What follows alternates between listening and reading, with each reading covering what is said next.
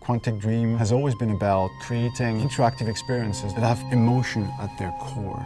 It's about telling the story of characters and giving the player the possibility, through their actions, to change the way the story unfolds.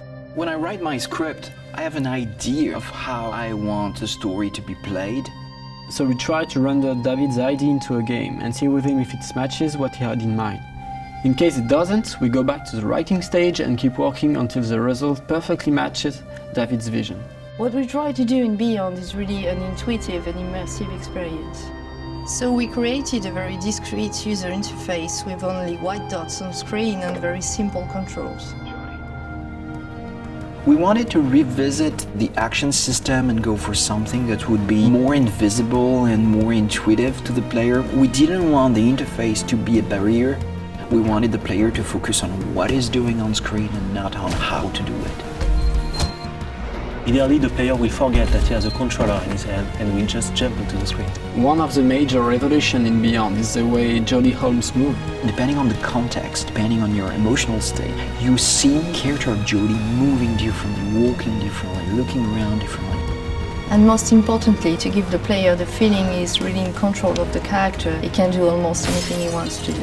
She can talk to other people, interact with objects, and also run, jump, shoot, drive a motorcycle, or even ride a horse. What was really challenging also is that the story goes on for 15 years of Jodie's life. When Jodie's a kid, for instance, you can do different things than when she is a teenager or an adult. Giving this much animation to a character, it's really new. It has never been done to that extent, and it really makes the character come alive like never before. We wanted to have these new mechanics with Aiden. I wanted to give this feeling of flying around and going through matter and through worlds. So we started making some research on how ghosts would move or even a fish would swim underwater. We thought that using orbs is an interesting approach. It would give us this physicality that we need to interact with matter.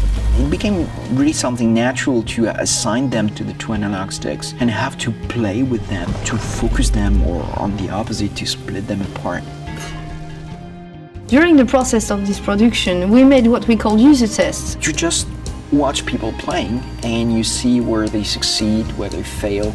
If a player don't get it right, it's only our fault. So we work very hard to be able to correct it and give the best experience possible. After each user test, it's meeting after meeting just to find a good solution to every single issue the player may have had.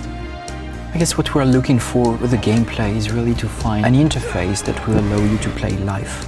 And we try to get closer and closer of the ideal interface where you don't think anymore, you just do it.